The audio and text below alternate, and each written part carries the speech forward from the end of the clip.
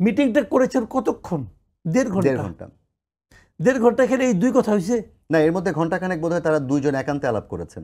একান্ত আলাপ তো কিছু হয়েছে? জি হয়েছে। তো আমি তো এখন এই দেশের নাগরিক হিসেবে জানতে চাই ভাই কি আলাপ করছেন। আমি কি জানতে চাইতে পারি না? আমি তো পলিটিক্যাল লিডার অথবা আমার যিনি সরকার প্রধান তাদের কাছ থেকে কি আশা করি? ট্রান্সপারেন্সি আশা করি। ওনারা যা কিছু করবেন জনগণকে সঙ্গে নিয়ে করবেন। কোথায় জনগণ?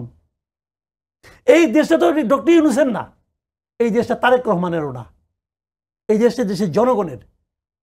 যে আপনারা দুইজন গুরুত্বপূর্ণ লোক, সবচেয়ে গুরুত্বপূর্ণ দুইজন ব্যক্তি, সবচেয়ে গুরুত্বপূর্ণ দুজন ব্যক্তি কি কথা বলছেন আমার জানার অধিকার নাই? আমার জানার আগ্রহ নাই?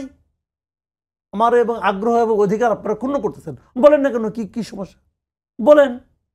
আপনি কি আলাপ করছেন রে ভাই? ঢাক ঢাক গুড় গুড় মানুষের মধ্যে সন্দেহ জন্ম দেয়।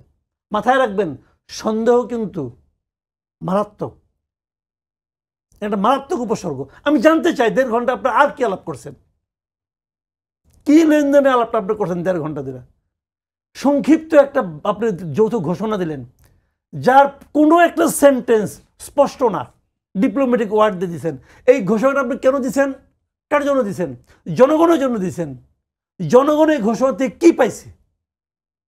জনগণ কি ক্লিয়ার হয়েছে যে ফেব্রুয়ারি ইলেকশন হবে? কেউ ক্লিয়ার হয় নাই। জনগণ কি ক্লিয়ার হয়েছে যে ফেব্রুয়ারির মধ্যে বিচার হবে, ফেব্রুয়ারির মধ্যে সংস্কার হবে? আর ভাই সংস্কারই তো হবে না। কিসের সংস্কার হবে? বিএনপি তো তাদের 31 দফা নিয়ে অনেক দিন ধরে মাঠে ময়দানে কাজ করতেছে। এদেশের মাঠে ময়দানে গ্রামাঞ্চলে পর্যন্ত বিএনপি তার 31 দফাকে নিয়ে গেছে।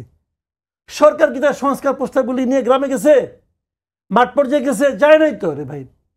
বিএনপি কি বলছে এই সংস্কার পাইলে পরে আমি 31 দফাকে বাদ দিয়ে দিব? বলছে? বলে নাই তো।